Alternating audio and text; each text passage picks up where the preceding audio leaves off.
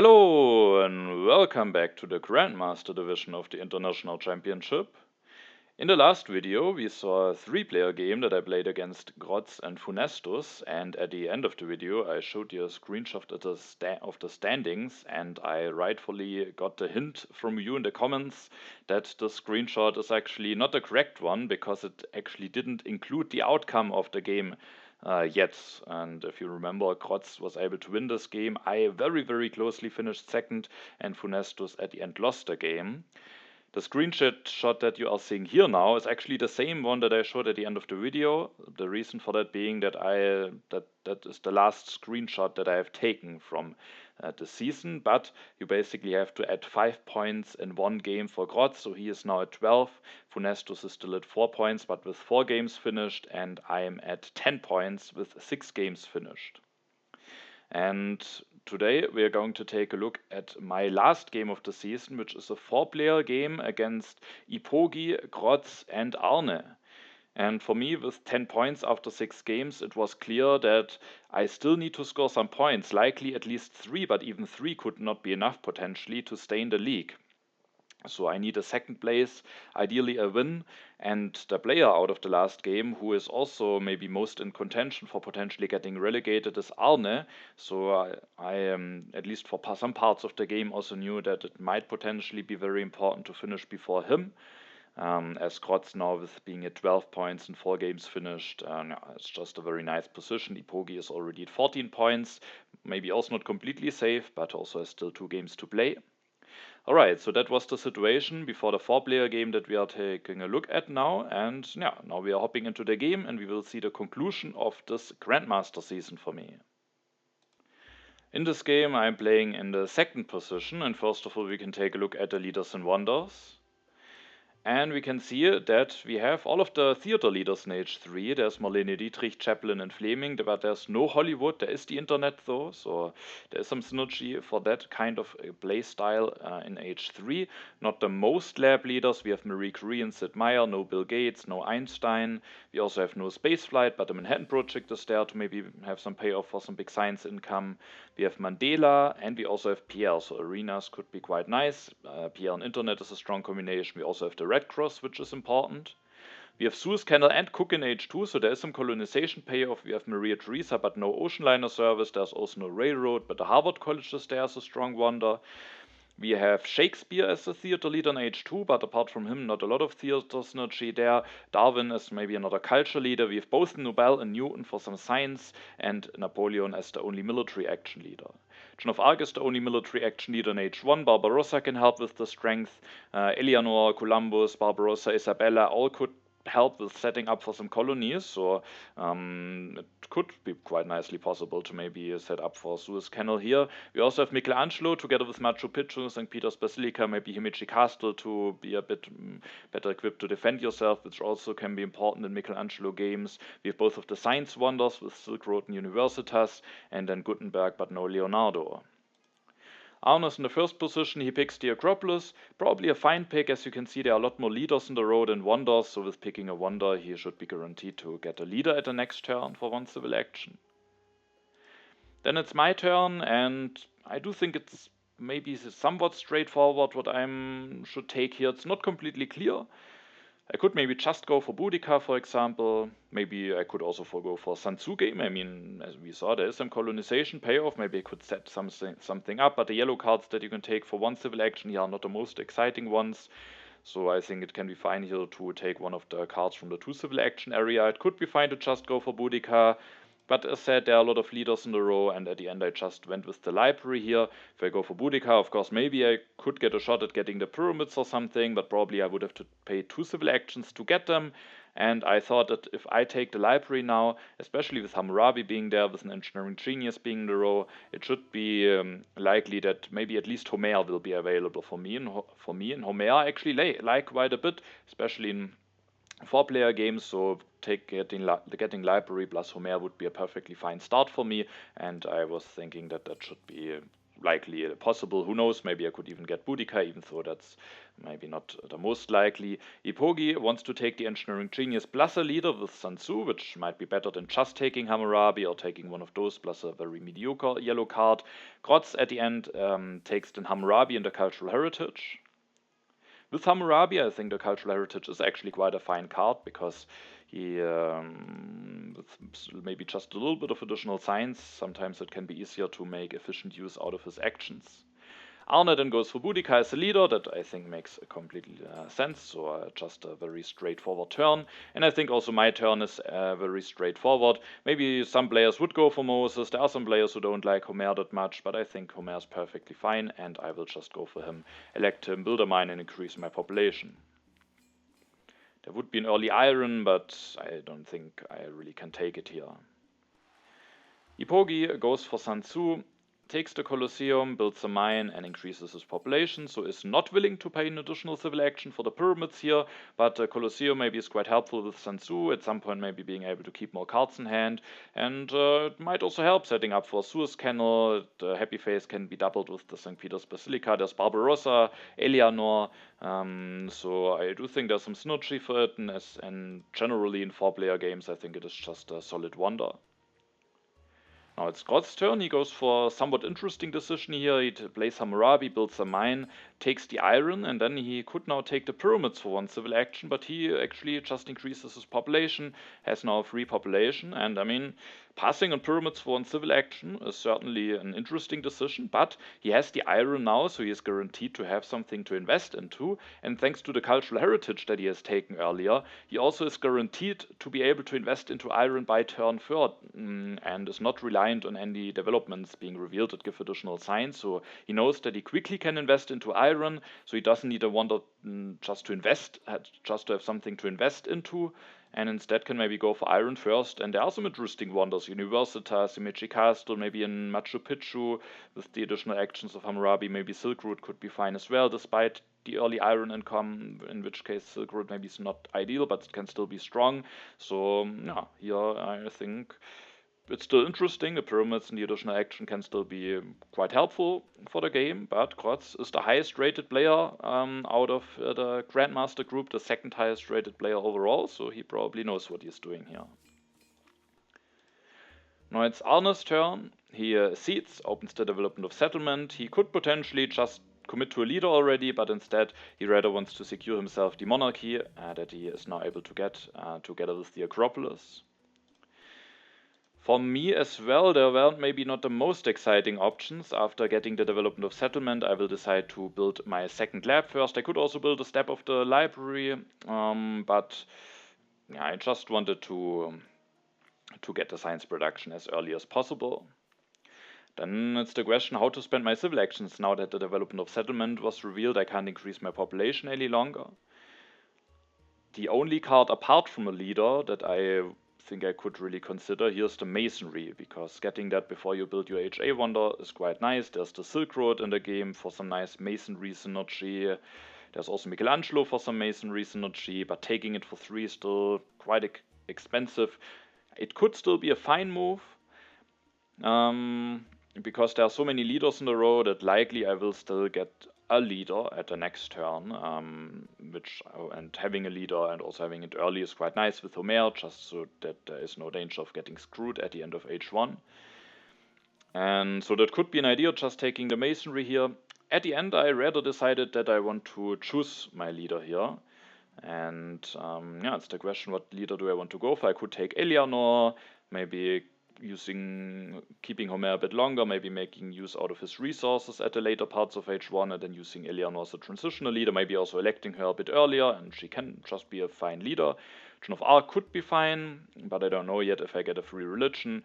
Gutenberg, maybe taking him in hand, and then at some point there might be an alchemy available. It could also work, but I don't know how nicely it will work. And at the end, I actually went just for Barbarossa. Of course, it feels expensive taking him for 3 here, but the thing is, if I take one of those leaders for 2, then with the last action I kind of have to take one of those yellow cards, and taking one of those yellow cards is not really that great with already having built my second lab and a third mine. Of course, I could have built a step of the library and then taken an urban growth. Maybe that could be an idea if I come to the conclusion that I want to take one of those leaders for 2 civil actions, but then I also would miss out on the science. And I do think Barbarossa and Homer just work quite nicely together. Barbarossa needs some happy faces, Homer offers the happy face, and at the turn when I replace Homer with Barbarossa, then I also will be able to use Homer's additional resource at least once, maybe also already more often before, but at least once I should be able to use it. And yeah, then that is also quite nice. And Barbarossa, I think, generally is quite a strong leader. I can now try to save a bit up a bit of food, and then when the time is right, I will switch to Homer and hopefully will be able to get some activations out of him, and so that at the end felt best to me, but not the most exciting options. Maybe I should just take Masonry, get one of the leaders for cheaper at the next turn, but I was here willing to commit to Barbarossa, and maybe I think it could also be the correct choice here.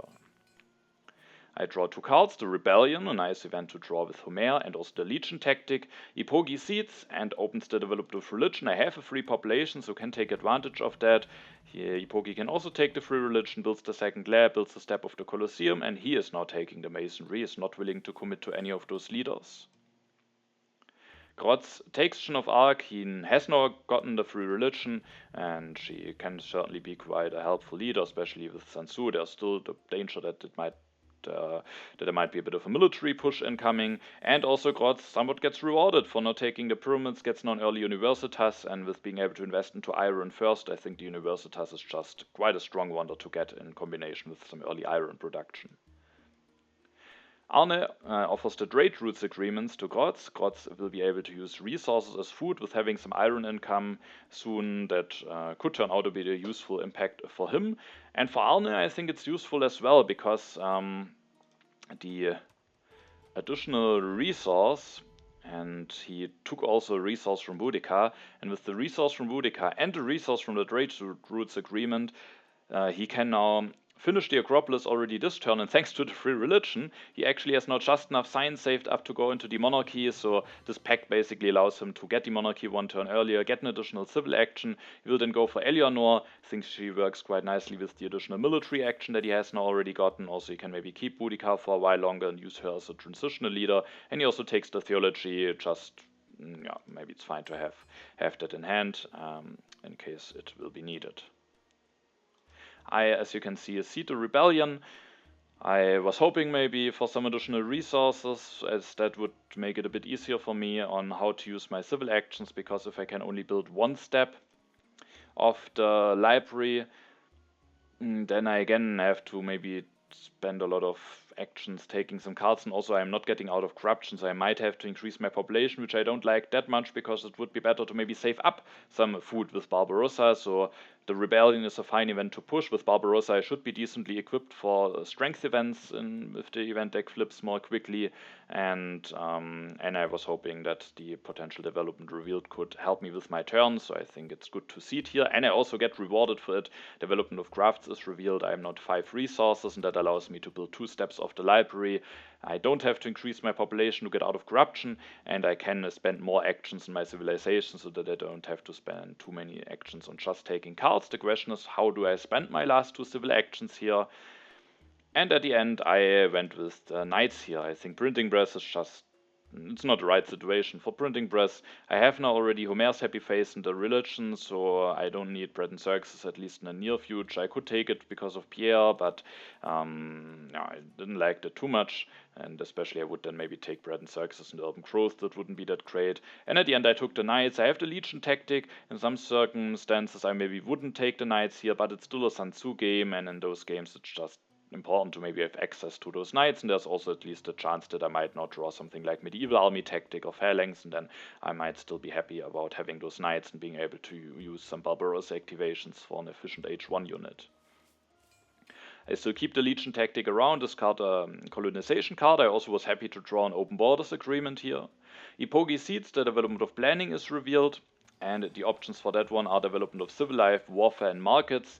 Eepogi chooses the development of civil life, uses that to develop the masonry, finishes the Colosseum with 1 civil action, goes for Isabella, elects her without revealing a tactic, so either hasn't drawn one or doesn't want to upgrade one, and then he goes for the Imagery Castle, which I think is just my opinion, that has definitely gone up recently, and I think just having that around in age 3 is just so helpful, and with that, I think it's a good pick from Eepogi here, and he has now also some additional resource income from Isabella, so that he should be able to finish that at some point. Grozz goes for the iron. I think he took actually additional resources from the development of planning, so that he now can actually go for 2, not only 1 iron upgrade, giving him a bit of an economical boost. Then he also takes a rich land, so he maybe wants to finish the iron upgrades and Universitas as quickly as possible. Arne seeds and opens the development of science. He will then go for the Silk Road, the rich land. He hasn't iron income yet. In those situations, I think the Silk Road is especially strong. Takes a rich land, so at some point he will be able to use that with the Silk Road bonus. Isn't electing Eleanor for now.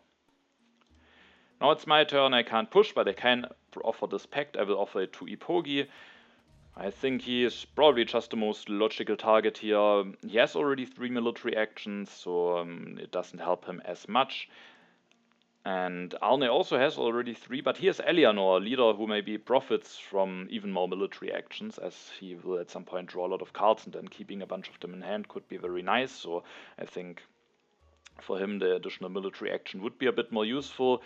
Grozz soon will also get a 3rd military action, but doesn't have one for now, and at the time being, maybe it would be quite helpful for him to get that additional military action. So at the end I was thinking that Eepogi might be the best target for that pact.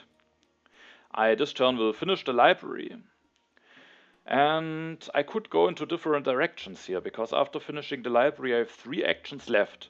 And one way to spend them could be to just take the alchemy, develop it, go for an upgrade, delay electing Barbarossa by another turn, still getting out of corruption, still saving up a lot of food, to then later on go for a bunch of Barbarossa activations.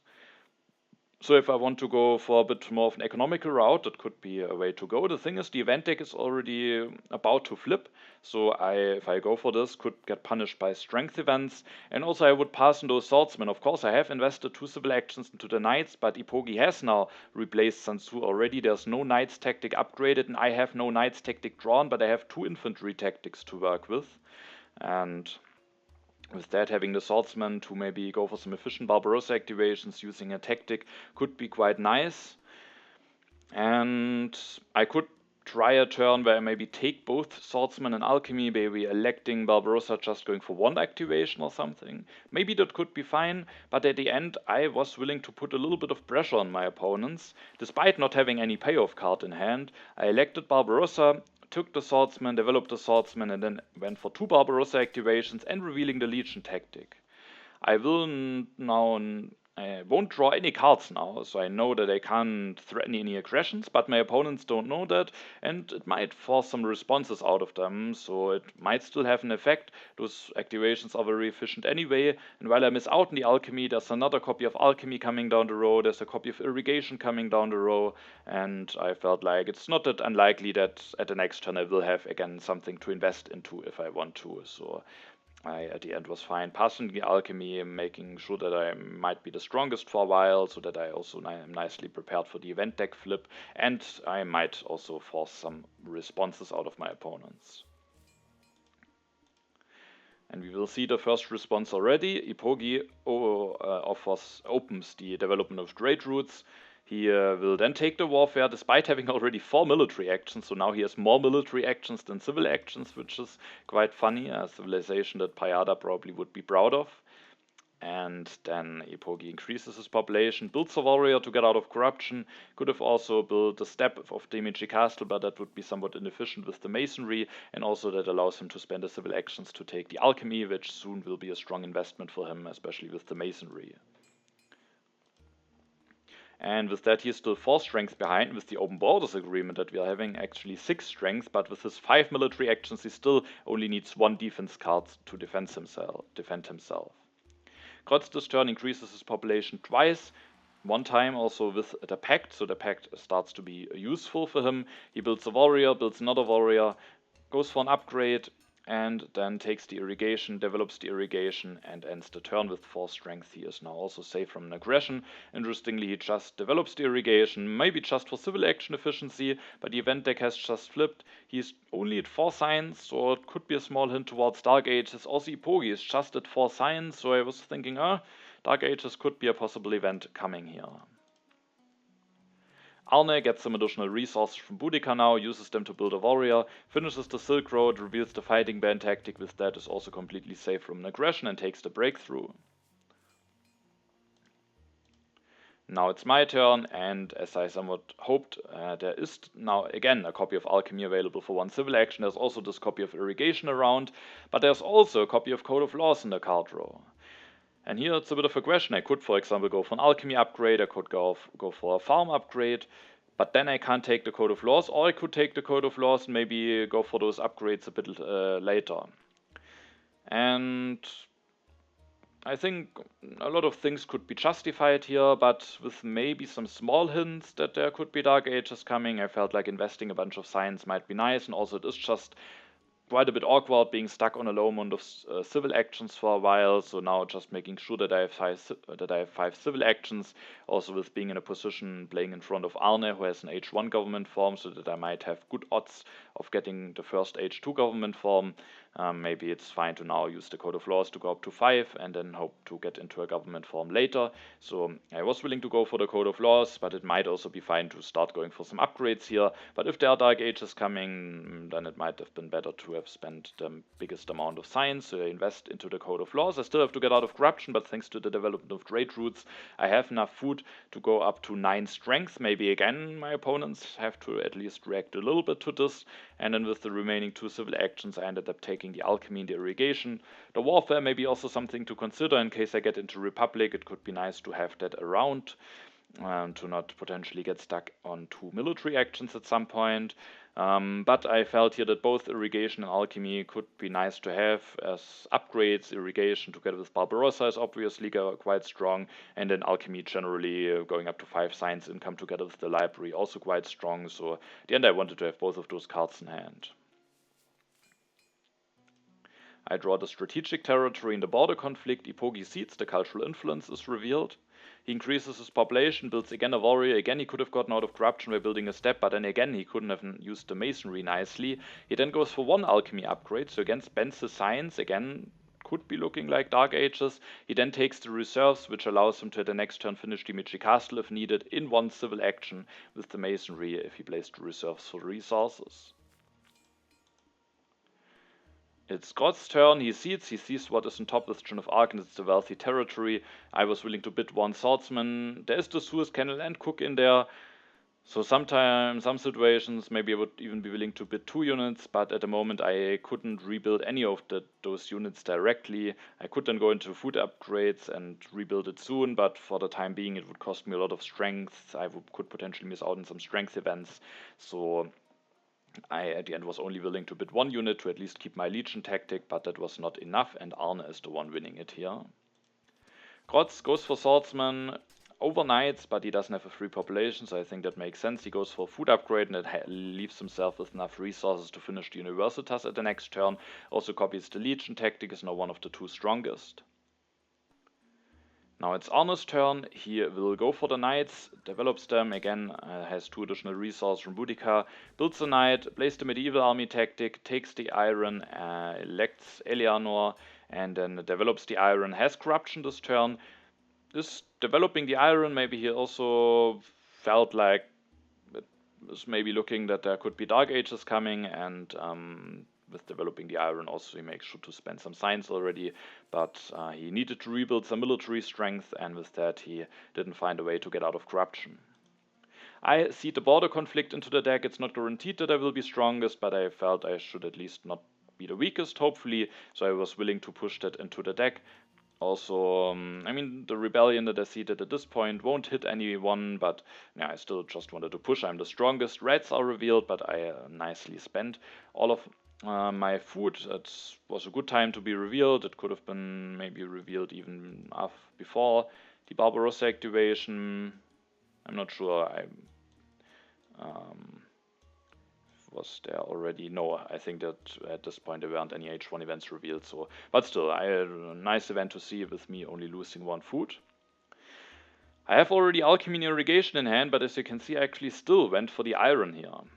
And it was a bit of a tough choice, in which technology do I want to invest here? Do I want to go for science production first? Do I want to go for food production first? Or do I want to go take the iron and go for resource production first? And it definitely was a close decision for me. I think all those things could make sense. Irrigation maybe normally being not as good, but with Barbarossa, of course, the additional food could be quite valuable. The problem being that as soon as I lose the 2 yellow tokens to the end of the age, the next Barbarossa activation would leave me with an uprising issue, so that maybe doesn't make it as nice to go for the irrigation upgrades first here.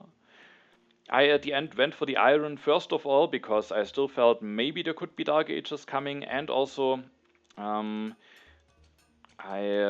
will now with the last civil action take the Engineering Genius, and I felt like maybe that could be a position where I could think about a Machu Picchu. It won't be taken by Eepogi, it won't be taken by Grozz, it could be taken by Arne, but he doesn't have irrigation. It would be a bit of an investment with already having 2 wonders, and I have at least some additional science income from the library. I'm at 5 actions, I have the irrigation in hand, I have that Engineering Genius, the H2 wonders. There are some interesting ones, but without having a colony, a Suez Canal is maybe not that great, and then the Machu Picchu I think could be a strong wonder to get here. And of course I could also go for alchemy, just take the iron in hand, but then it would just take quite a while longer to get all of this running, I think. And because of that, at the end I went for the iron here, but there are different ways how you could play this here. I draw 3 cards, the Good Harvest, the Kidnap, and the Heavy Cavalry. Eepogi seeds and opens the Immigration, so no Dark Ages being revealed yet. Instead, the Immigration, which actually gives me a population thanks to the additional Happy Face from Homer. So Homer is doing some good stuff here for me, allowing me here to get an additional population. Meaning that now also if I should get some food income going, I could actually do a Barbarossa activation while not having an uprising issue. Eepogi goes for another alchemy upgrade, builds another warrior, and isn't finishing the Meiji Castle yet, but thanks to the reserves he will be able to do it at the next turn if he wants to. Grozz goes for the theology, but doesn't invest into it, instead wants to get the 2 additional science income going, which I think makes sense. He then upgrades the warrior to swordsman, and he really needs the theology, because when he now loses the 2 yellow tokens, he would have an uprising issue, and thus can increase his population. So if he doesn't want to disband something, he needs the theology. But he has now an unhappy worker, and as you know, one of the last 2 cards in the deck is actually the rebellion. So Grozz could potentially get punished here for being maybe at a short time frame without any additional happy faces. Also, as you can see, Arne actually takes the Machu Picchu here. I was not happy to see it. I really felt like that could be a strong wonder for me to get in the situation. And Arne is willing to take it here. Maybe also as a small denial, who knows? But also, of course, his resource income will be bigger. He has something to invest into, and even without irrigation, it can still be a fine wonder. Now it's my turn, I am the strongest, I want to push, also I want to hit the rebellion, especially because when the immigration will be revealed, then after my turn I will actually have an unhappy worker if I don't do anything about it. So now it would be really great to get the rebellion out of the deck so that I don't need necessarily to fix my happy faces at my next during my turn now. So I was really hoping for the rebellion to be revealed. I see the Good Harvest, but sadly it's not the rebellion, it's the Knowledge of the Ancients. That also means that in the first event deck there was no Dark Ages, so yeah, those plays were just done because of other reasons, and the Knowledge of the Ancients gives me 2 additional signs here. And now, I don't really want to do it, but the rebellion is coming, and I was willing to build this religion here to avoid getting hit by it. Of course, I could also invest into bread and circuses with beer being the game, but I didn't want to put any science into it at the moment, and it also doesn't free up a worker, so I at the end was fine with just building a religion. Maybe I can go for organized religion at some point, and then I have still 4 civil actions left. And yeah, it's the question how to spend those actions. I could go for 1 farm upgrade, and I just seeded a Good Harvest, so that could be interesting. And then I maybe could take Cultural Heritage, maybe the Frugality, maybe still the Bread and Circuses.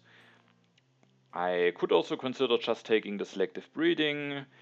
then I could already develop it, or I could maybe still, thanks to the library, take the cultural heritage.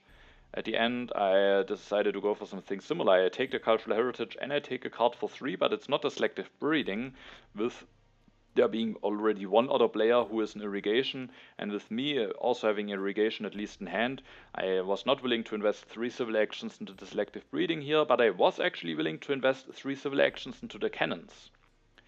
That feels a bit costly, but those cannons are contested cards. Having them just allows you to set up for a lot more tactics in H2.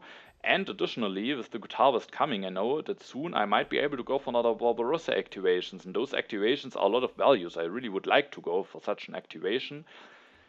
But if I don't have the cannons, I might just go for another swordsman, but committing too heavily into swordsman is not that great, and it could be nice to already soon maybe have the option to go into cannons and go for a cannon, especially of course if I draw a right tactic quickly, but also without it, maybe it could be worth it as a gamble to invest into cannons and use Barbarossa for some cannons instead of just going for even more warriors or swordsmen. So I at the end was willing to take the cannons for 3 here, but it is somewhat expensive and I was not too happy about it, and maybe rather I would have preferred something different.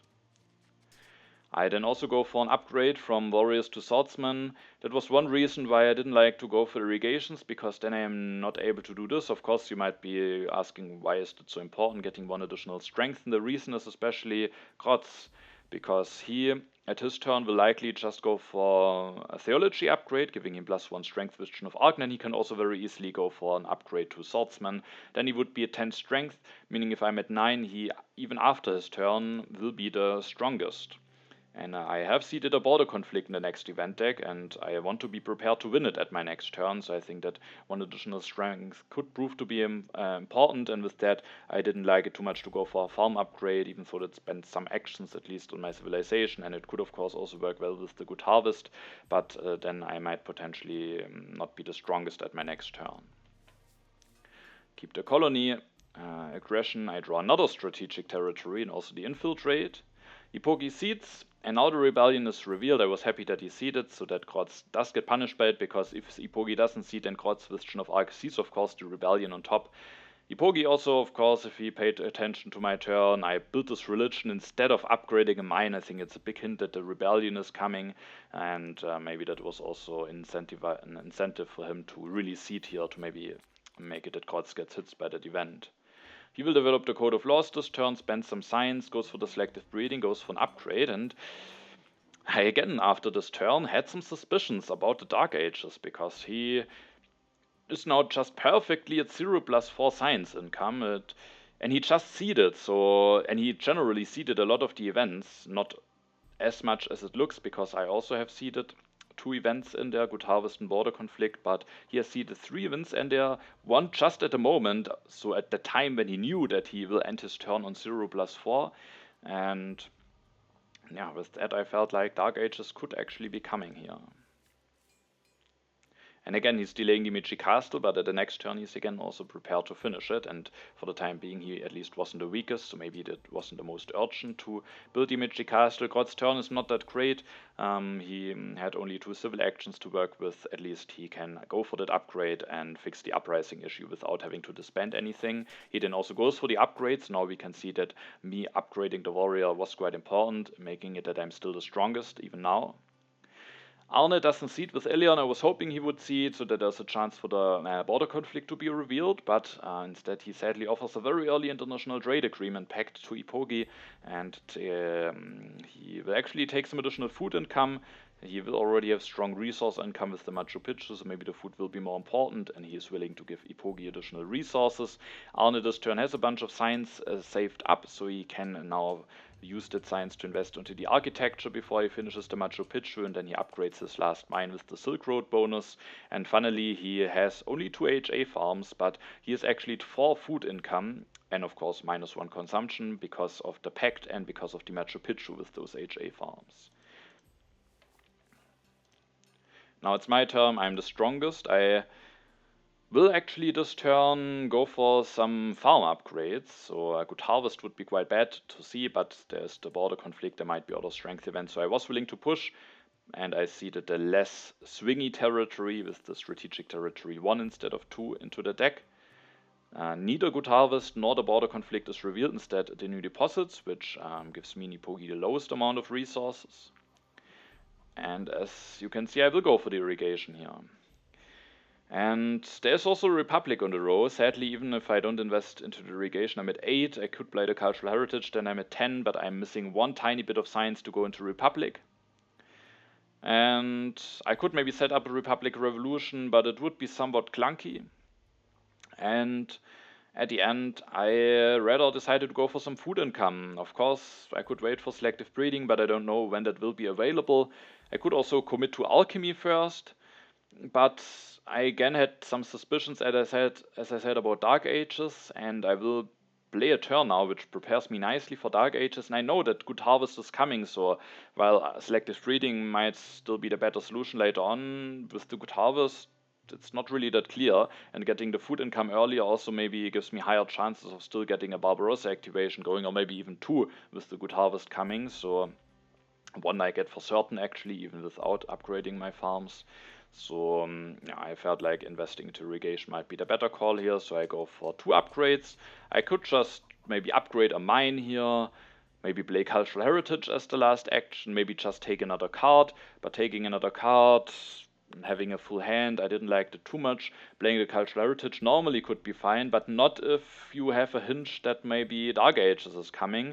And so I went for a bit of an interesting action, which is a bit of a gamble, because of course I don't know for certain if Dark Ages are coming. But I was willing to play the Cultural Heritage here and develop the cannon, committing to the technology, which is certainly a bit of a commitment. I don't know if I need it for a tactic. It could happen that I just draw a classic army tactic now, but for a lot of tactics, the cannons are needed, and it's just a lot better as of an investment compared to swordsmen, or maybe now developing the knights or something. So with me soon expecting to get a Good Harvest and having some food income, I soon will do more Barbarossa activations, and then I think having the cannons is not bad. And now I'm also nicely prepared for the Dark Ages, but of course Eepogi's turn prepared himself very nicely for them, but it's of course doesn't mean that those have to be in there, so I could also get a bit punished for now spending all the science, and having spent the science now could make it a bit more difficult for me to, for example, go for a government farm. Keep 2 aggressions in hand, a strategic territory. I draw another territory, the historic 2, and a colonization card. Eepogi seeds, no Dark Ages are revealed. Sadly, I was not able to get Strongers, and now a strength event is revealed, so Grozz gets some additional culture from the Crusades. Arne loses some culture. Eepogi this turn finishes the Meiji Castle, goes for another food upgrade, takes the knights, develops the knights, and takes the coal, and him taking and developing the knights was... Now I was sold. Now I was sold that the Dark Ages are coming. I mean, who knows? Maybe Eepogi just thought the Dark Ages is coming because of my turn and just reacted to it in a similar fashion as how I reacted to his thing. Maybe we are both thinking that the other one has seeded the Dark Ages, but investing into the Knights, not waiting for cavalrymen who let you be prepared for an H3 tactic so much better. That I think for me was a really big hint towards Dark Ages. Now I definitely was a believer that those Dark Ages were coming. Grozz seeds, no Dark Ages revealed yet, but a Good Harvest, so those farm upgrades pay off immediately. Grozz increases his population, takes the Republic, upgrades the swordsman upgrades the farm, sadly has corruption, and if the Dark Ages are coming indeed, if those are revealed now before his next turn, that would be quite painful for him. Sadly, Arne doesn't see it. I was hoping that maybe a lot of pushing is happening now in case the Dark Ages are coming, so that ideally they are out of the deck before my next turn. Arne doesn't see it, instead invests also some science into the justice system, increases his population twice, which gets him out of corruption, builds another knight, takes the organized religion and the breakthrough in anticipation of the Dark Ages. Maybe he could have gone for theology, but he rather wants to have the better happy face solution available. And then he reveals the Hussars tactic, but is still the weakest after his turn. I again really wanted to push here. Sadly I would miss out on the border conflict, so that one I will actually improve during my turn now, as I will do a Barbarossa activation building a cannon, so I could also not push, but it would this turn be a bit difficult to not spend any science, so I at the end was willing to push, even though it would means that I have to commit to one of those H2 colonies, which isn't ideal, but at the end I was willing to commit to the strategic territory 2 here. The scientific breakthrough is revealed, so there's actually some science gain instead of some science loss. And this turn, as you can see, I will start my turn by doing a Barbarossa activation. I could do another one, but then I would have an uprising issue. And yeah, now it's a bit of a question on what to do with this turn, how to maybe prepare for the potential Dark Ages. I will take the team sports as the first organized religion is gone, and there is at least still Pierre in the game, so having those arenas could still be nice despite being on 2 religions.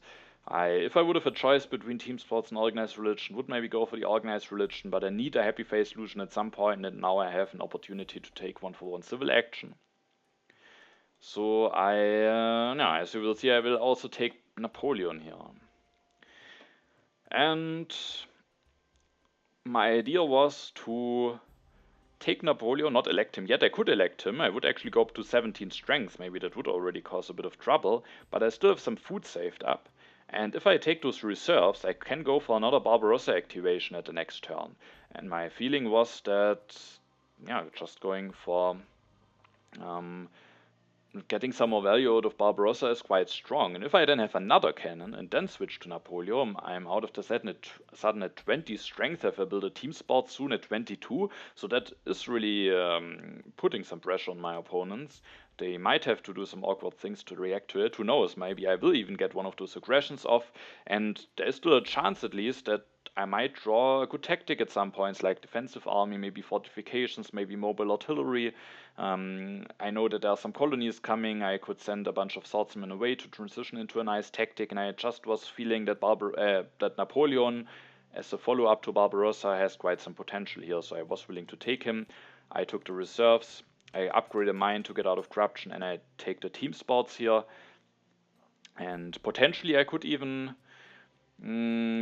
I guess not really. I can't go for 2 cannons and then maybe destroy something and build a team sport. So likely will only be able to go for 1 Barbarossa activation, but who knows what will be revealed. Maybe I also can go for 2 Barbarossa activations. But this turn, as you can see, has one disadvantage, and that is that I don't spend any science.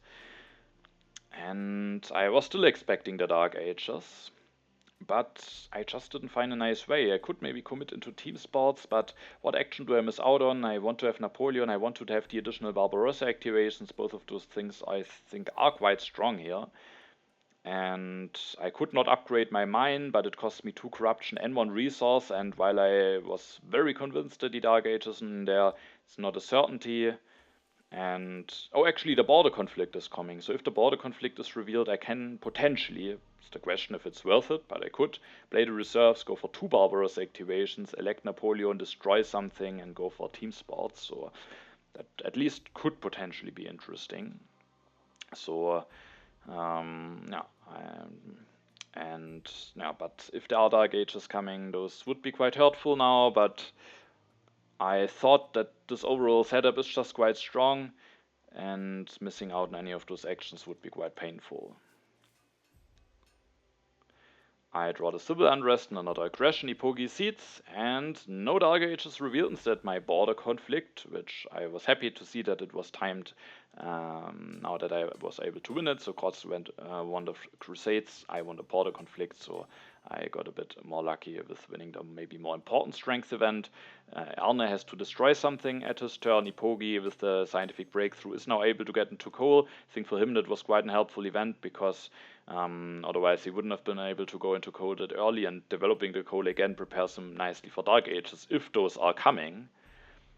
Grozz offers a scientific cooperation to Arne, but he rejects it. Grozz has a lot of science saved up with developing the Republic, also a bunch of actions, and while Arne has this breakthrough, maybe he was not convinced that he could match the amount of technologies developed. Grozz will now go for the Republic, and he will just go for 2 scientific method upgrades, getting out of corruption, getting a lot of science income, also being prepared for a leader like Newton or maybe Nobel, or at least for Nobel Prizes. And so he has now a strong economy, and he at least was able to invest a lot of science. If the Dark Ages are indeed in the deck, then he definitely dodged a little bit of a bullet here. because he had, I think, 17 signs at the start of his turn, and that could have been quite painful for him. But now he has quite a strong economy going. Arne is finally not the weakest at his turn, will also use this opportunity to seed, and there are indeed the Dark Ages. Sadly, maybe for me not revealed at the right time, so while the border conflict I was happy to win, the Dark Ages I think I would have preferred them to see at a different time. Now I sadly lose 3 signs. I maybe could have lost 0, Grozz could have lost a lot more, so it was a bit of a swingy situation, but of course I could have also maybe found a different turn at my last turn, which maybe could have left me better prepared for that event. Arne this turn develops the Rifleman with the Silk Road bonus, with the Breakthrough, which allows him to have just enough signs left to also go for Organized Religion, which allows him to free up a worker for Rifleman. He goes for an upgrade and then has actually the classic army tactic, which out of the sudden puts him at 19 strength, making him the strongest. Now it is my turn. I am one of the 2 strongest. I cede the strategic territory, and I was hoping that maybe a colony could be revealed, because if I can send 1 or maybe multiple swordsmen back into my yellow bank, I can easily go for 2 barbarous activations without having to destroy anything.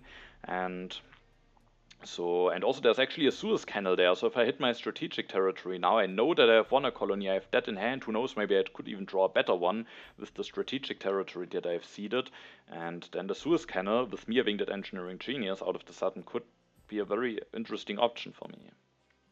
Sadly, no colony is revealed, but at least an event that is somewhat beneficial for me, with Eepogi and Grozz having to lose some stuff now. I do decide to increase my population once here, because I could maybe do some stuff with playing reserves, going for 2 Barbarossa activations, destroying something, going for team sports. But instead, I actually decided to still go for the Suez Canal, despite not having won the colony, at least yet. It's an interesting decision, of course, because the only colony that I'm having in hand is the Historic Territory 2. I have won no colony yet, but I know that there are 2 colonies coming. I know that I could maybe even send a Legion tactic away, because drawing a tactic for Napoleon might be quite important, and so I might be willing to send a lot of ways. I was hoping that I at least should be able to win 1 colony. If I should win the strategic territory before my next turn, then again I also have maybe a decent shot of finding an even better colony, but even if I don't, those happy phases might actually be quite useful. Of course I have the team sports, but delaying that investment might have some benefits to it, because I still need to get into a government form, and if I invest 5 signs now into the team sports, it could be a lot more tricky for me to get into something like Conmon, so I felt like it would not be too bad to actually get those 2 happy phases in the 11 culture from the Historic Territory 2. And with that, after increasing my population, I will play the reserves. I will go for the Barbaros activation. I will now switch to Napoleon, but I'm not out of corruption yet, but I can get out of corruption by taking the Suez Canal and building a step, which still makes it that I can use the engineering genius for its full value in the second step. And at the next turn, hopefully I will have won the strategic territory 1, and then I can either colonize the historic territory 2, or maybe even a better one potentially. Also, I'm at 20 strength, so I remain the strongest, and I'm at an amount of strength that I can potentially even think about, that I can hope that it causes some issues for Eepogi and Grozz. And I was happy to see that I actually draw a fortifications tactic. No colony for the Suez, but a fortifications tactic, which maybe allows me to go for a strength push, especially if I send a bunch of swordsmen away for a colony. Eepogi doesn't seed, increases his population twice, plays the Wave of Nationalism, destroys 1 mine, which allows him to build 2 knights, then he copies the medieval army tactic, putting him at 15 strength. He still has the open borders agreement with me, so he has to be a bit careful. He also takes the revolutionary idea, which allows him to invest into a government form at the next turn if one is available. Grozz seeds, he sees what is on top with Joan of Arc. It's actually a colony, but not my strategic territory 1, instead the developed territory 1. And the question is, how much am I willing to bid for that?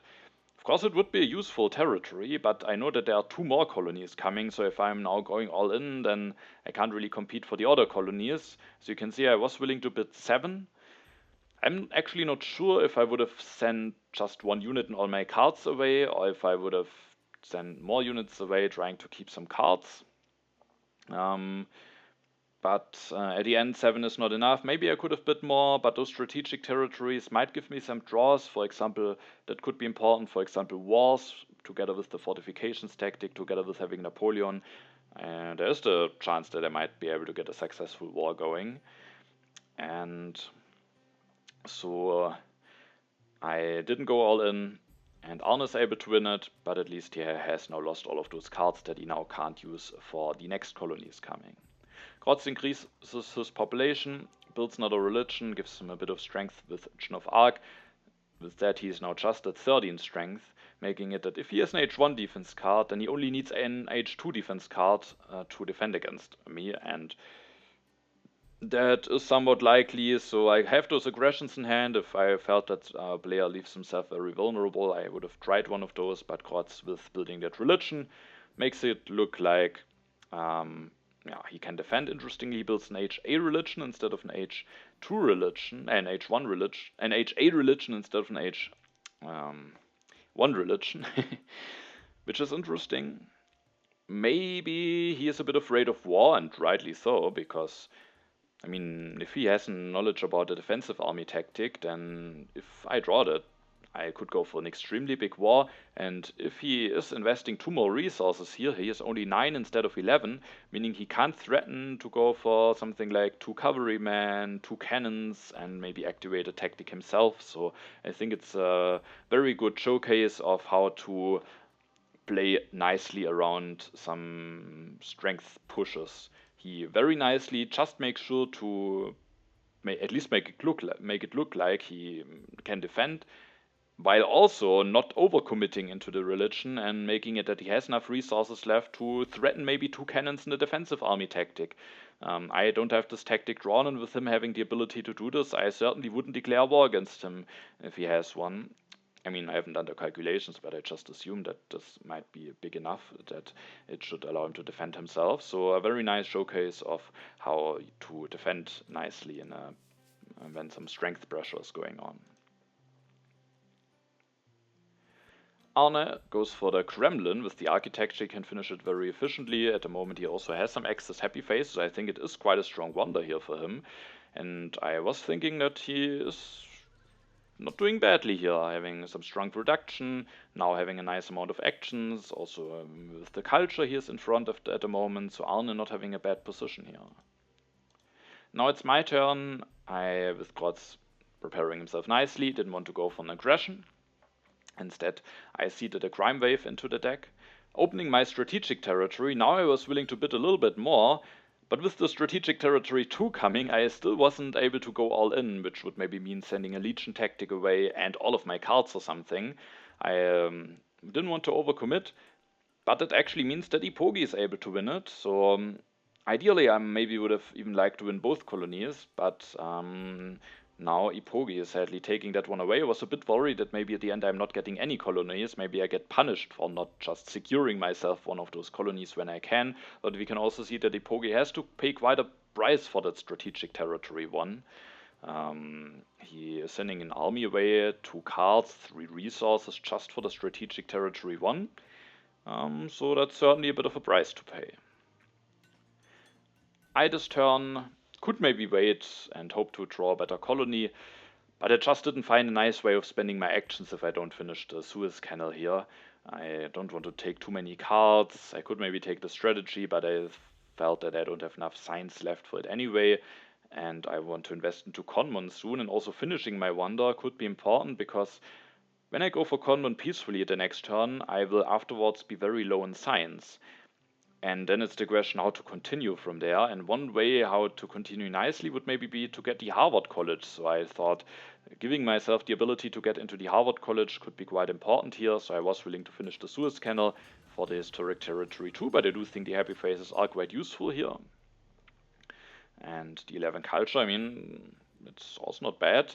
I take the Conmon at least in hand, and then I actually build an additional farm, which is also possible because of the additional happy face. I could definitely also think about taking some of those cards, maybe some additional resources, maybe the cavalryman for H3 tactics. But I felt the farm could be nice here, just gives me enough food to still increase my population at the next turn, and Yeah, I felt like it might be early enough for that to still pay off, and I think it's a nice investment here. I keep one aggression, all of my colonization cards for the colony coming, and the fortifications. I don't reveal the fortifications. I would have had a free military actions to do it. It would give me more strength, maybe more pressure on my opponents, but I wanted to keep the Legion tactic for colonization purposes so that I can potentially send just a bunch of swordsmen away and get the tactic bonus for the colonization. Eepogi Seeds, the strategic territory 2 is not revealed yet, instead immigration, but no one gets hit by it. Eepogi goes for Maria for 2 civil actions, but he is very nicely set up where he has a relatively low strength at the moment, has enough population to get enough food to get a lot of population out of the yellow bank, can already do 2 activations this turn and then takes the urban growth.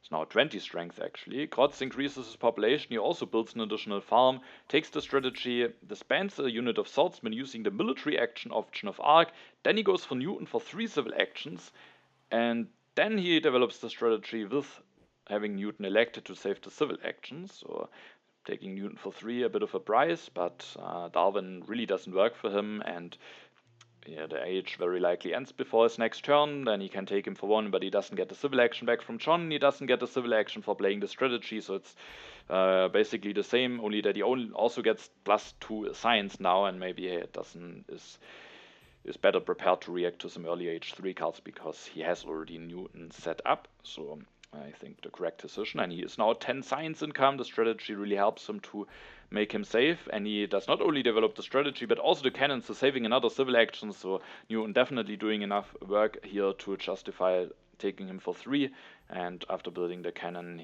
Grozz again only needs 1 H2 defense cards and should be safe from any aggressions.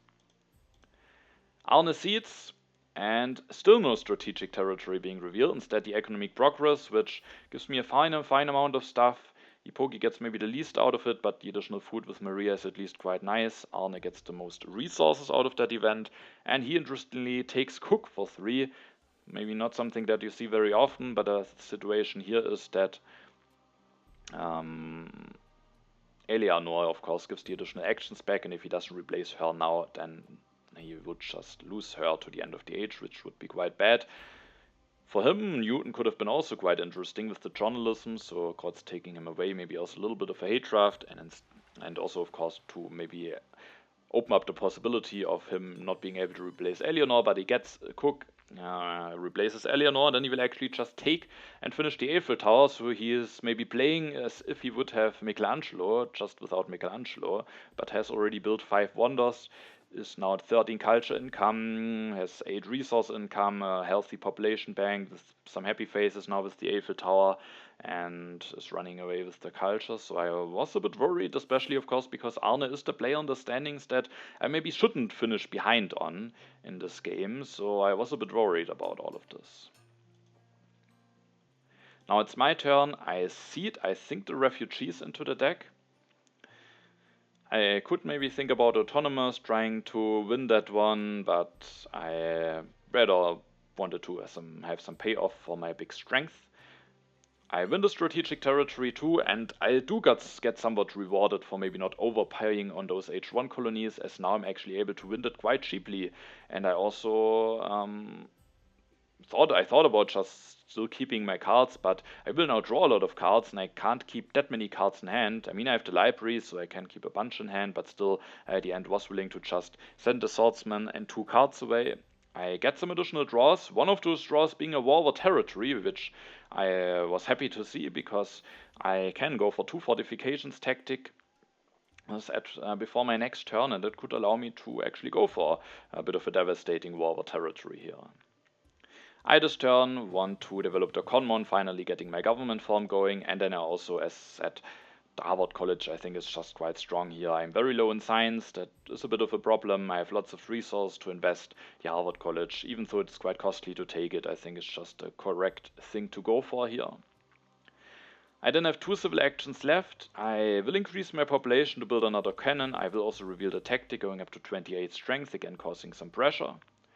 And then with my last civil action, I will take the Rifleman here just to be prepared for h3 tactics, maybe removing some options, especially from Eepogi, who is now has to handle now without Rifleman, can't copy the classic army tactic very easily. So that caused some issues for at least one of my opponents and also could end up being a helpful card for myself. But I do think I do a bit of a mistake here, because I probably should have disbanded a swordsman here and built a cannon. Spending 5 resources would get me out of corruption. I would still have enough to finish the Harvard College at the next turn.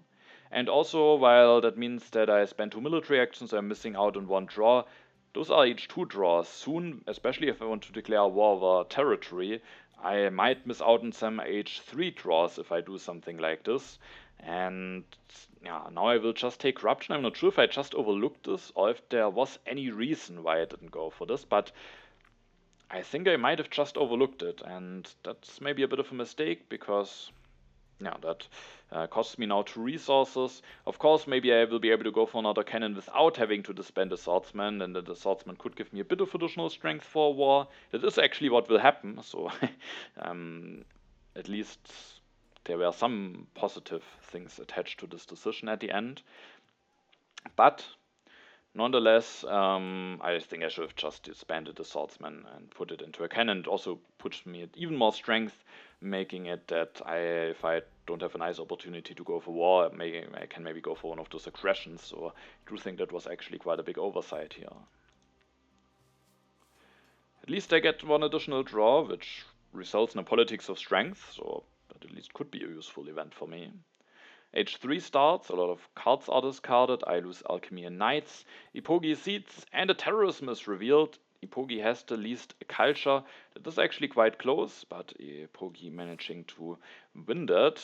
And while I, of course, didn't win the Terrorism, I still was somewhat happy about it, especially because of the choice that Eepogi did on my civilization. And I'm not saying that it was very wrong by him with the information that he had available, because he could decide basically between blowing up a lab or a religion. And he blew up a lab here because my science income is quite low. I will finish the Harvard College soon, but still, I definitely could use some additional science, and also I might want to do a transition into team sports soon, so those religions soon might not be that needed soon. So I can understand why I blew up the lab. The thing is, with my plan of declaring a war at the next turn, now I actually have a free population to work with. If he would have blown up a religion, I still would have needed to either disband a swordsman, which now would have resulted in missing out on h3 draw and 2 strength, or I would have to disbanded a lab with a civil action cost. So now I just get a free population here for my military push, and I was actually somewhat happy about this terrorism. And now, as you can see, I can go for an additional cannon without having to disband a swordsman. Grozz loses an h2 lab, while Arne loses his religion, so overall I was quite happy about this terrorism and felt like it was a beneficial event for me. Eepogi goes for Republic, it's now at 8 civil actions, thanks to the Warfare and the Colosseum at 4 military actions. Also goes for the Organized Religion, upgrades a coal mine, builds a warrior, and is now at 21 strength. Has a lot of food saved up, maybe he could potentially go for the Red Cross at some point. Grozz goes for another H1 temple, develops the cavalryman, builds one, has the Napoleonic army tactics, so him saving up 11 instead of 9 resources earlier on when he built the HA instead of the H1 temple. Of course, threatened 2 defensive army tactic, but also just would have allowed him to go for that 1 Napoleonic army tactic. I think he had enough science, if I remembered correctly, so that was also another reason behind that move. He then takes the Revolutionary Idea, the Frugality, and the Reserves. Also, we are now at the beginning of H3, so maybe a good time to take a quick look at the overview. I generally was happy about my position. Culturally, I am not in the lead. Arne is at the moment running away a little bit, but I have a solid amount of culture, the second most. I have very solid resource income and a lot of resource saved up. Science production is my weakness, but I soon will be able to go up to 5 at my next turn with the Harvard College, also improving my culture income by 1. And I am the one being able to put some strength pressure on my opponents and might be able to go for at least one of those wars. But the player that I was worried the most about is Arne here, because he is, as said, running away with the culture, and his economy is not bad here. Has at least a classic army, which maybe it will be a bit challenging for him to defend based on that. So I was hoping that thanks to my wars, that could be a way on how to damage him and get a better position out of than him. So, um, yeah, apart from maybe a bit of a military weakness, he is looking quite strong, can easily invest into science income, food income, and also can increase his strength by a little bit if needed. So I think no, he has a strong position. Eepogi, also not a bad position. Lots of actions, a lot of Maria activations. His military situation is not ideal with only being on knights and warriors, so that could be a weakness. But he has Dimitri Castle to defend himself. But he might need to find a way to catch up a bit on culture. For Grozz, it's the same. His economy is very solid. He has lots of actions, has Newton, but he just lost an H2 lab, which I think was a bad thing for him. Losing 3 science income.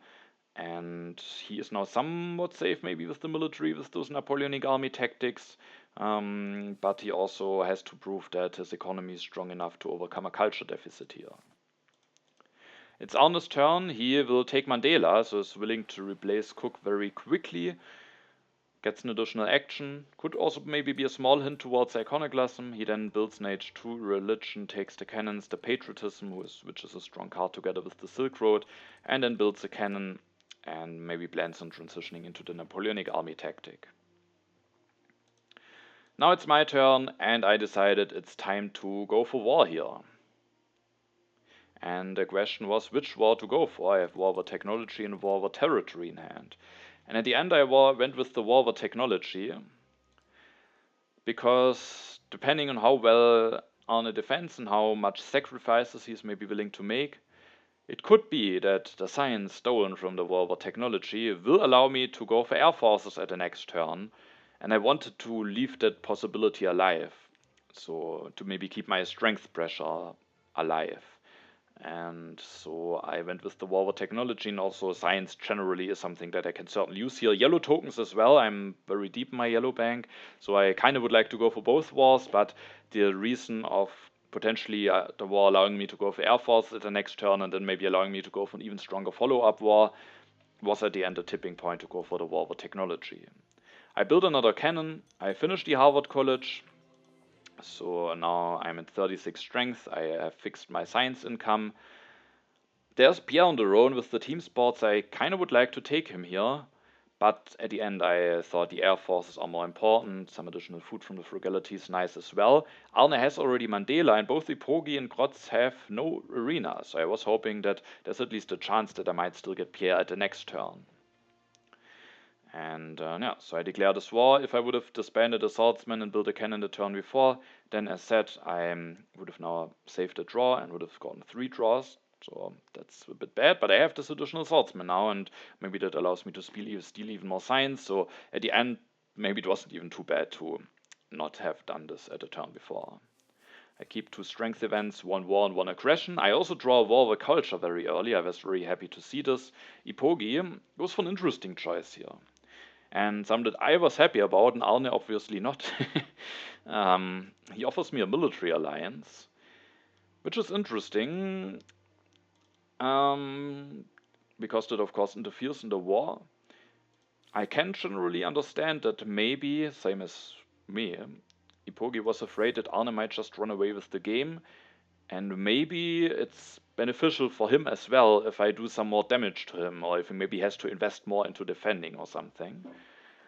The thing is, offering this military alliance also makes it that instead of getting 3 additional resources out of Maria, he only gets 1, so that's of course a bit of a price to pay, and I was surprised to see this, because that is now actually a bit of a sacrifice for him, and I was surprised that he offered it to me. However, at the end of the turn, we can maybe see that the 1 or the 3 additional resources maybe even doesn't make that big of a difference. Eepogi secures himself the 2nd copy of Air Forces, builds an organized religion with the urban growth, and if he would have now saved 2 more resources with Maria, then he would have just had corruption. So if that is the turn that he really wants to go for, then it actually doesn't make a difference here whether he gets 1 or 3 additional resources out of Maria, and then it's again maybe understandable, or then again it maybe makes sense that he offers this pact to me. As said, I was of course happy about it, Arne obviously not, and but yeah, the disruption might be important to Arne here, because if he stabilizes his position, I do think all of the other opponents might have a difficult time to catch up to him here. But yeah, an interesting choice by Eepogi. He will draw 3 cards. He didn't take Pierre, so if Grozz also doesn't take Pierre, I would be able to get him at my next turn, but he could take him together with professional sports. He placed reserves for food, increases his population twice, builds the cavalryman, builds another cannon, is going up to 35 strength, takes the civil service, is able to develop it with Newton, is back on 3 civil actions afterwards, upgrades a temple for free with the efficient upgrade to not have an uprising, takes the mechanized agriculture and the engineering, but not Pierre, meaning I, if I want to, can go for Pierre at my next turn. I was of course interested to see how Arne will respond to my strength push, and I was happy to see the refugees being revealed. So now with the start of age 3, some fortunate things happening to me. I am the strongest, I will get an additional population. Arne has to lose something, so now with maybe also having to disband something for a war, it starts to get a bit painful for him.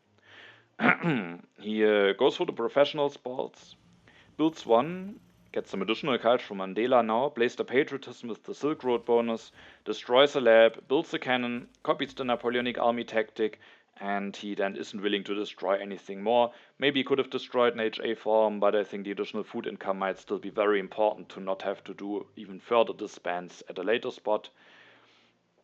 So at the end he is not willing to go for another disband and go for even more strength, which is beneficial for me, because now I actually have enough strength to develop the enough science to develop the air forces, so I could now go for a follow-up war, and Arne maybe could have considered destroying something to prevent it potentially, but he doesn't know if I have a war available, and it would be quite a heavy cost to go for disband here. And yeah, so the additional strength from the military alliance certainly doing difference here, making a difference here, because without that pact I only would have stolen 1 science, not allowing myself to go for air forces at the next turn. So after seeing this, I thought, okay, now I will immediately go for a follow-up war. I then checked the strength potentials, and I can just go for 1 air force, but with Napoleon it gives me plus 12 strength, so 51. And it should likely be enough to defeat Arne. But it's not completely safe depending on what cards are revealed from the freedom of movement. I don't remember my calculations exactly, but I do remember that there were some events, especially the freedom of movement, that could potentially make it that I lose the war. Maybe I could declare war over territory, maybe that would not be too bad to lose, maybe Arne would not be willing to do too much destruction to win this war. But no, I felt like that losing some yellow tokens could still be a bit bad for me. And yeah, maybe I could just take the risk.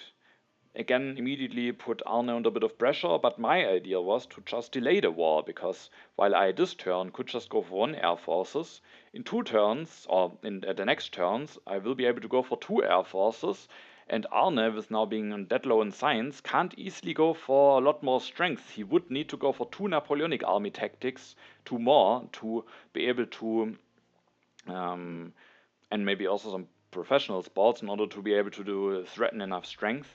But threatening that much strength requires more military actions, so he might actually need to build 2 more units at his next turn just to threaten enough strength to defend the next war. And I felt that that would maybe make it likely that I can go for war the next turn, or if he sacrifices something to just prevent a war, I can maybe go for something different. The damage has already been done, so I at the end decided to delay my war. Another option that I considered was to just give up on any war plans and elect Pierre. I will take Pierre this turn, but I could elect him already. and just start producing culture, but I felt like being set up for another war and the potential preparation that my opponents have to do is hopefully worthwhile. I see it in event, I think the politics of strength, which is at least also one of the benefits of not going for war, being able to put that event into the deck. The strategic territory is lost from Eepogi. I will take Pierre. I could somehow maybe take the internet, but I didn't find enough civil actions, and also with me maybe wanting to go for some more units, maybe I won't be able to make it really big. I built an arena without the urban growth that I could have used with the Harvard College, but it would have just caused some corruption, and instead I also take the reserves, and with that I at the next turn can declare war, go for 2 air forces, and if I want to, even destroy something and go for another arena. So I was hoping that at the next turn I could then go for war. And another bad event that could be revealed in case I go for war this turn would be the iconoclasm. So yeah, there would just be some risks involved that I at the end didn't want to put myself into, because while Arne is still running away with the culture, he is now at least at 0+1 science, so that might get punished by impacts and also leaves him somewhat vulnerable, maybe now making it that he has to do some awkward stuff to make sure that he isn't hit by a war at the next turn. Now it's Eepogi's turn. He seeds and opens the civil unrest. No one has any unhappy workers. He will go for the navigation. Maybe it could be a sign for potential impact of progress. He develops the satellites, not the navigation. He increases his population, gets some more value out of Maria, gets some additional resources out of Maria, so Maria offering him a lot of benefits. He then goes for another upgrade, is now at 37 strength and at least second strongest, even at 41, so almost overtaking me in strength even, and with air forces and reserves. I mean, he can't go for air forces, but with reserves, being able to upgrade those, being able to sacrifice with the Michi Castle, he is making him relatively safe. Grozz seeds, my crime wave is revealed, and Arne and Grozz lose some culture and a blue token, so that's nice for me. Grozz is willing to invest into the mechanized agriculture, wants to get some food income going, maybe also in anticipation of the Red Cross. He then takes the last copy of Air Forces, which is maybe a bit unfortunate for Arne. On the other hand, he couldn't really use it for himself, but taking it away from an opponent might still be nice for him. Grozz then takes the military buildup as well as the engineering genius and also the computers. Arne seeds, popularization of science is revealed. There was neither freedom of movement nor iconoclasm, nor anything else that would have helped Arne defending, so I could have maybe gone for war. But yeah, the popularization of science is revealed. Arne increases his population, is willing to build a rifleman to maybe not be the weakest, and also maybe to make sure that he can go for 2 more tactics, but he wouldn't necessarily need it to do for that, because he is able to get a patriotism, which I think is actually quite a helpful card for him here, because together with the Silk Road bonus, that allows him to have 6 military actions at the next turn. And now he can actually threaten to go for 2 more Napoleonic army tactics. It would require him some very bad distraction, but yeah, if I lose the war, it's still also not beneficial for me, and it might be enough of a deterrence to yeah, make it that I don't go for a war against him.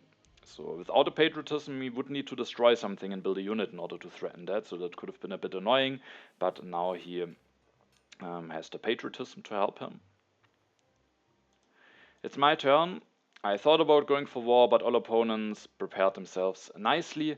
And I also have this international tourism in hand, but I have 3 wonders. Eepogi has 2, so I don't really want to offer it to him, because it is still somewhat close between us. Grozz has only 1, and Arne has 5, and I would get an additional production, so he definitely wouldn't accept it, at least especially with also both of us being quite close in the standings. So I didn't offer the international tourism here. Instead, I ceded the impact of population, which should end up being a fine impact for me. I get even an additional population out quickly here, thanks to the prosperity.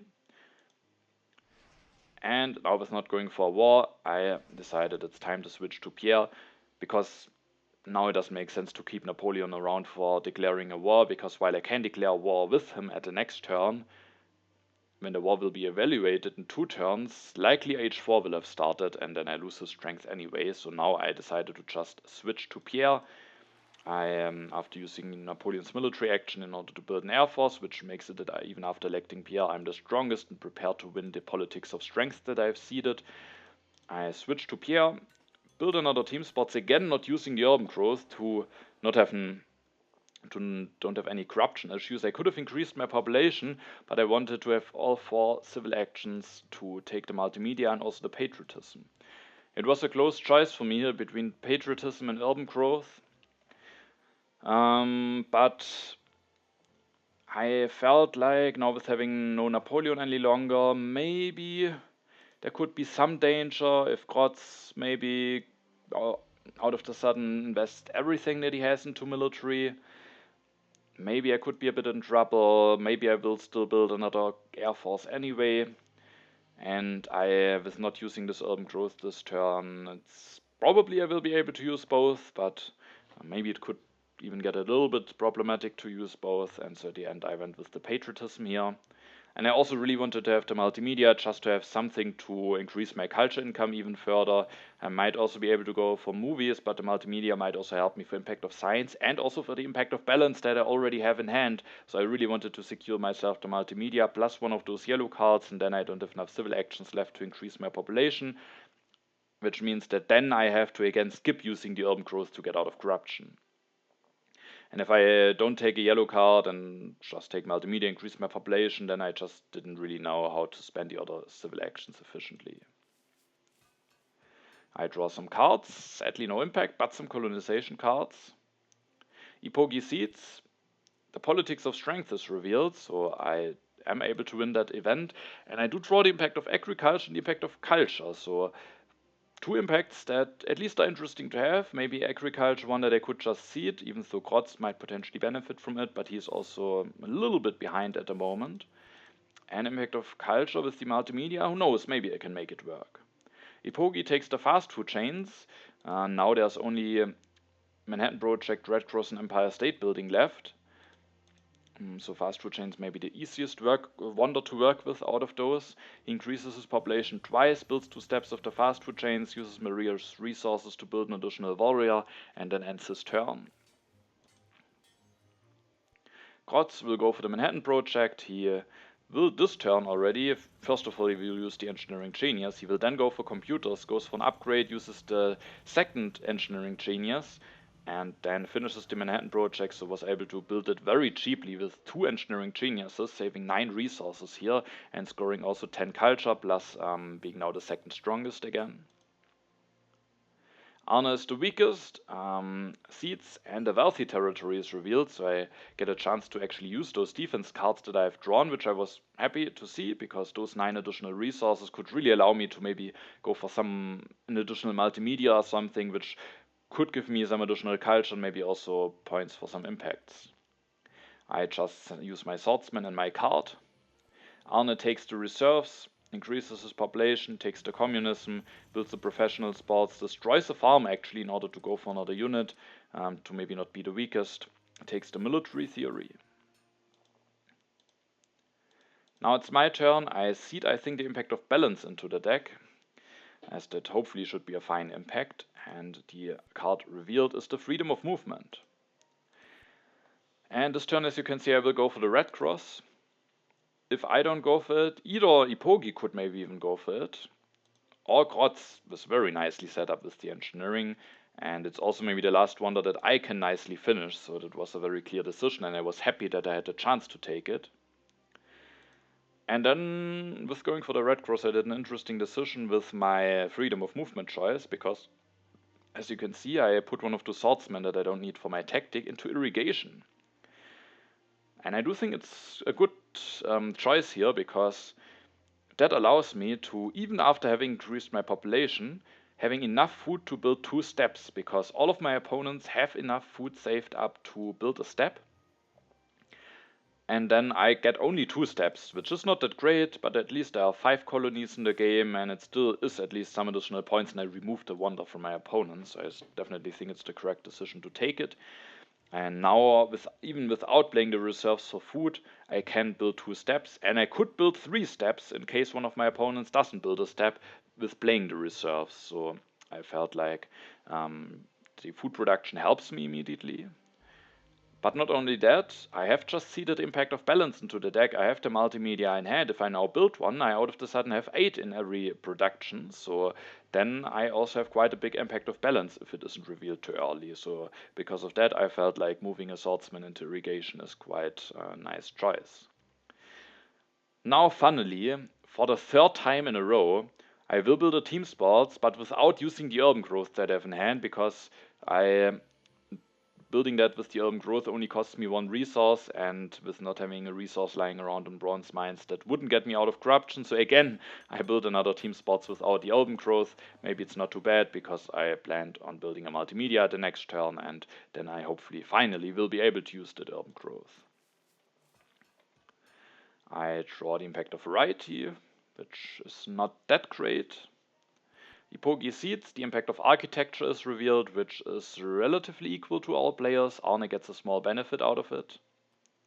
Eepogi builds the Step of the Red Cross, which at least makes it a bit harder for him to get another Maria activation. Goes for Marie Curie, elects her, builds a religion to get out of corruption and get a bit of culture income, and then takes democracy, tanks, and mechanized agriculture. And with taking all of those cards, he makes it that it is guaranteed that the age will, or that's his second last turn, because now the age will end after Grozz's turn, and then there will be the final round. So maybe he thought with him getting now a fine wonder, maybe it's better if the age ends quickly. Grozz Seeds, the Impact of Wonders is revealed. It's quite a strong one for Arne, so he gets rewarded for his Michelangelo-ish game style or play style. I at least gain some points against Eepogi and Grozz, but Arne is getting a bit of a lead here, which worried me. Grozz plays the military build-up. I think he used the freedom of movement to put a cannon into scientific method. Eepogi used it to put a modern infantry into coal, which is a hint towards the impact of industry, but also might give him points for the fast food chains. Grozz really does some investment into the military, making him the strongest. Goes for Chaplain to not have an uprising issue, takes Democracy, Revolutionary Idea, and builds a Step of my Red Cross. Arne uses the freedom of movement, but first of all H4 will start. Impact of Government is revealed, which costs me 2 points against Arne, so not the greatest impact for me, but also not the most swingy one. And Arne used the freedom of movement to put a knight into professional sports, which helps him for some impacts. He then disbands another knight, builds another professional sport, so architecture is out, but maybe competition could be coming. He builds a Step of my Red Cross, but now has famine issues, so he will play the reserves with the Silk Road bonus to increase his population, to then build a farm, and destroys a mine to build another farm, costing him some points for industry, but giving him some points for agriculture and also avoiding the famine. And then he is taking the reserves. It's now nicely set up for harmony. But there are definitely some impacts that he is not that great prepared for. But at the end of his turn, he will also reveal the positional army tactic, and with that he makes sure to be at 47 strength. Now it's my turn, and this turn was somewhat complicated, especially also with the decision on what impact to seed, because it's basically a decision between seeding the impact of agriculture, with now having this additional farm. Having that impact in hand was of course another reason to use the freedom of movement to put a worker into that farm. And that impact of agriculture would be especially strong against Arne. So of course you might say, well, let's just go for this impact of agriculture.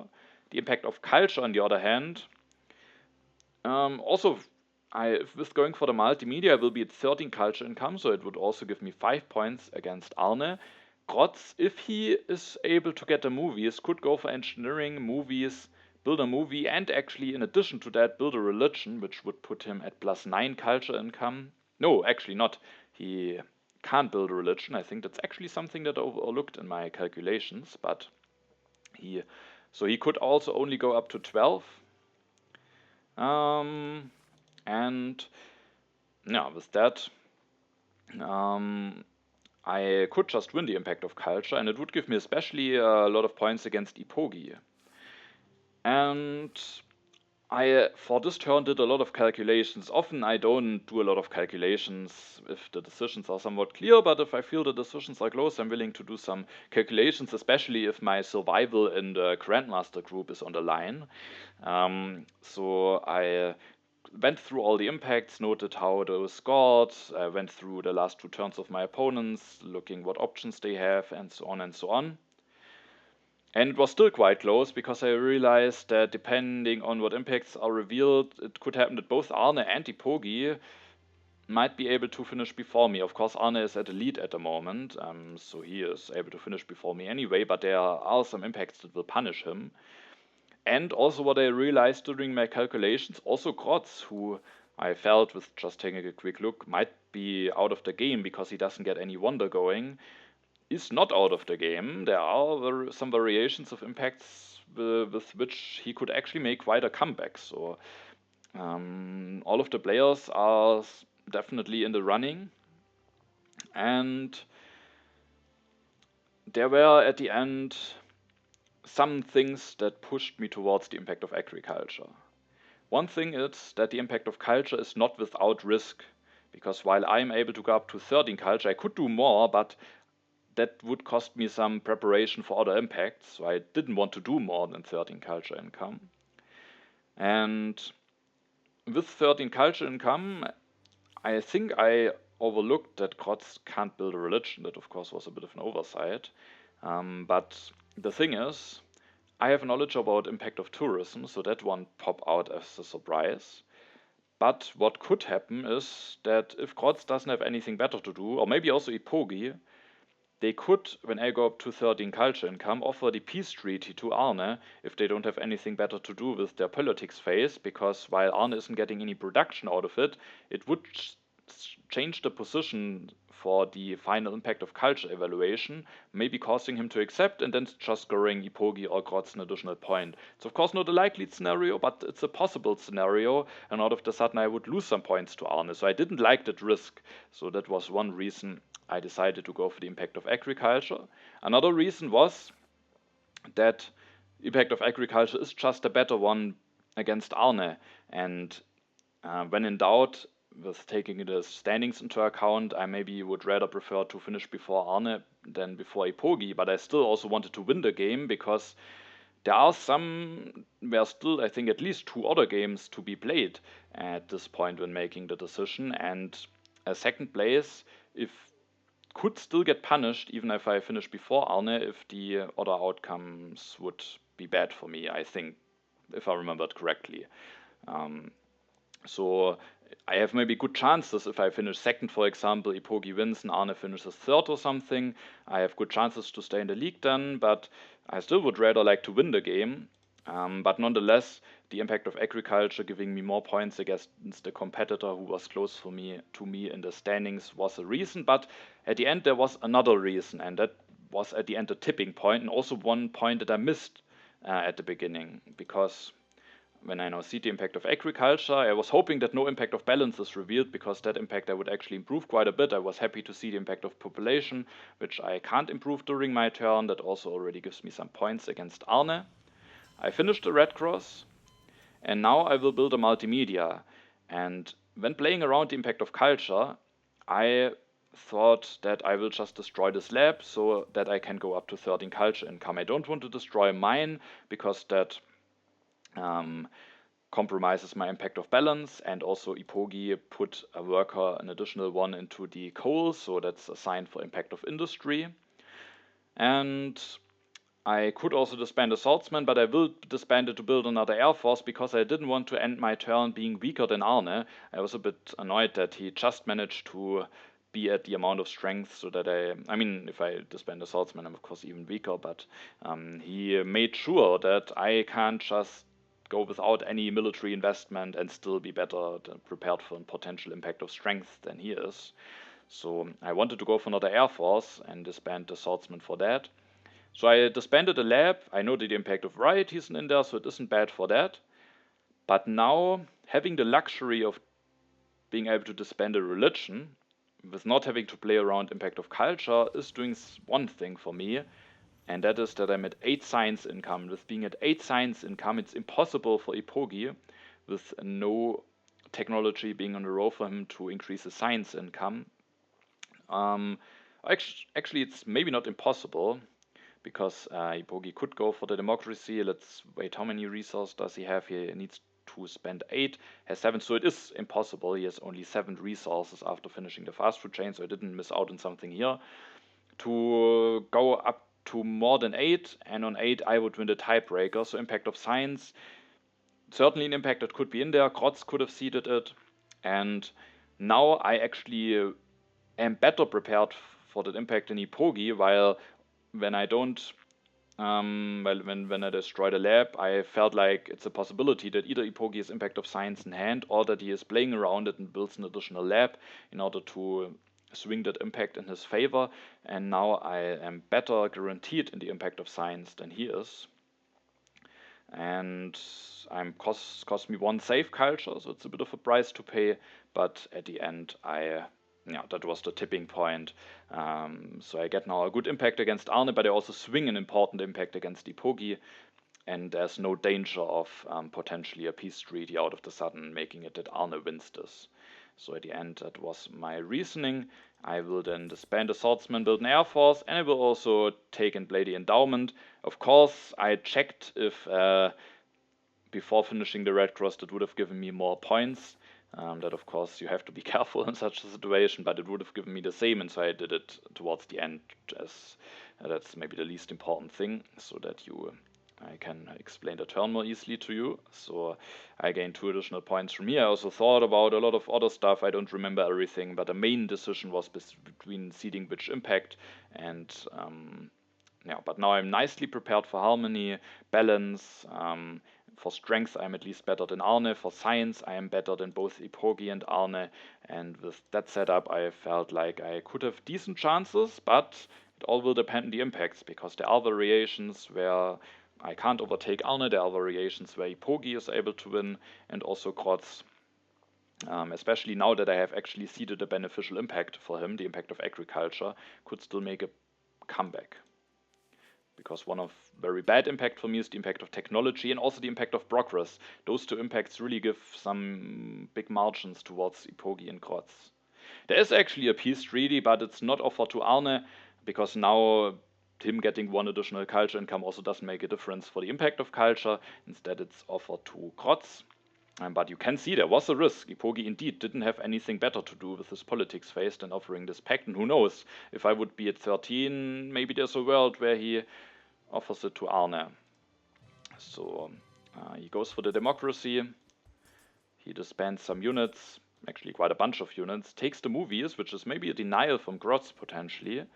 Maybe he also didn't have a lot of else to do anyway. He then builds a bunch of farms, big indicator towards impact of industry, but also giving him points for the fast food chains, which he can actually finish now for 26 points, so quite a big fast food chains.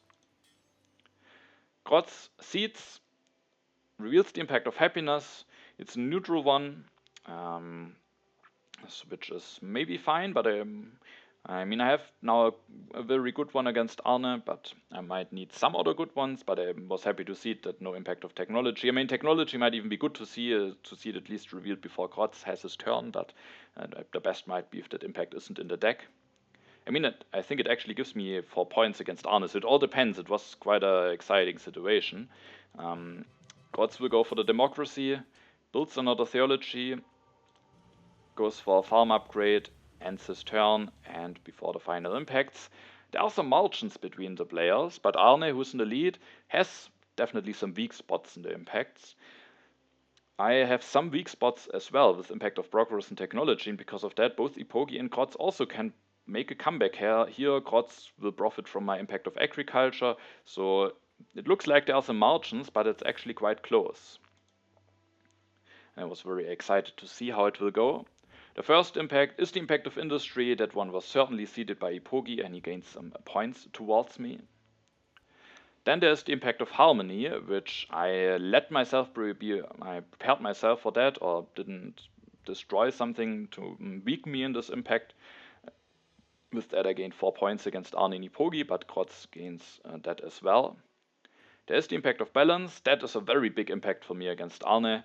I will be able to overtake him. Eepogi is getting closer to Arne as well, and Grozz is trying to stay in touch as well. There is the impact of strength, so making sure that I'm stronger than Arne turned out to be very important, and out of the sudden Grozz is getting closer, but also the gap between the second and the third place is now relatively big. Then there is the impact of progress, so one of the bad impacts is revealed. Eepogi gains some additional points, Grozz gains some additional points. They are getting closer, the gap between the second and the third place is closer again, but I was hopeful that maybe my lead could be big enough. There is now only one impact left, and if you have paid attention, you know that it's the impact of agriculture. So I gained some points against Arne, but both Eepogi and Grozz are able to catch up some points again, but at the end, for none of them, it's enough to climb a space or a place with that last impact. And I was very happy that at the end I was able to win this game with 279 culture. Arne got punished by some impacts, at least managed to stay at the second position, and then Eepogi finished third, only 7 culture behind Arne, and Grozz finished at the fourth position. He, I think, would have needed something like impact of technology to maybe go the way of overtaking some players, and maybe even winning the game, but mainly maybe overtaking some players. And yeah, I was of course very happy that I won this game. I went for a bit of a military pressure on H2, making the decision to go for Napoleon, also making the decision to take Barbarossa for 3 civil actions earlier on, which I do think paid off. I think I went for 5 activations total, which is quite a lot of value, and that allowed me to be at that nice military position with Napoleon. Generally, Barbarossa into Napoleon is a nice follow-up, and yeah, so with that I could go for some military pressure, didn't get any aggression off, but still forced my opponents to react and got that one war over technology against Arne. Eepogi intervened with the military alliance, certainly an impactful decision.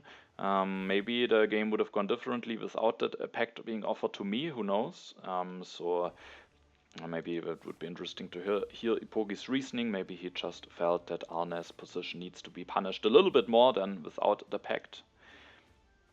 And yeah, and then I switched to Pierre and tried to prepare myself nicely for impacts. Also, the Suez Canal was an interesting decision, going for that one with having no colonies in play and only the historic territory 2 in hand. So yeah, at the end I'm happy how it all played out. I think it was an interesting game. At the end, relatively close, all players still in contention. And yeah, that was my last game of the season. So now we can take a look at the final standings of the season, and you can see my final position, also who was able to win the league, and of course who were the ones getting relegated. And yeah, we will take a look at that now. Alright, maybe we can also take a quick look at the outcome of some other games. And I think hopefully I did everything correctly. Yes, I think I didn't close the app yet. So normally at this point you are not hearing any music any longer, but now you are hearing the music. I hope you that's fine for you. Yeah, and you can see after that four-player game finished, first of all, there was one more game played before that. Grozz was able to win it against Funestus. Won against Funestus. Arne finished third. MWI finished fourth. Then Chengisib won a game against Funestus and MWI. And Grozz won another four-player game, so while he lost that one, he placed very well in the other four-player games towards the end of the season. Funestus finished second. We will see that that second place was quite important for the standings. Chengisib third, and Eepogi in the fourth position. And with that we have the following standings. Chengisib played an incredibly strong season, winning with over 30 points, which is extremely hard to achieve in the Grandmaster division.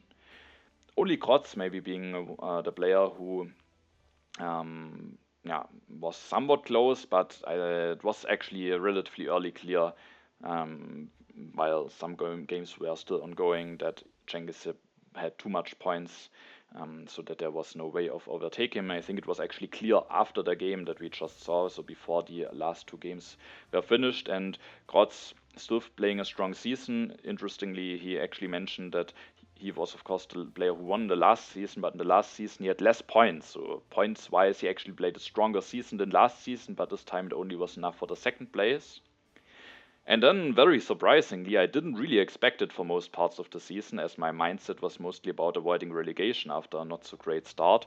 But with that win, I out of the 7 am at the 3rd position and actually win a bronze medal. So I was quite happy to be in the 3rd position here.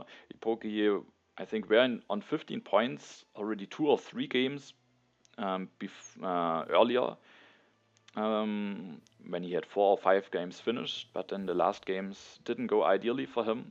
So he was still at 15 points at the end, and with that he is at the 4th position.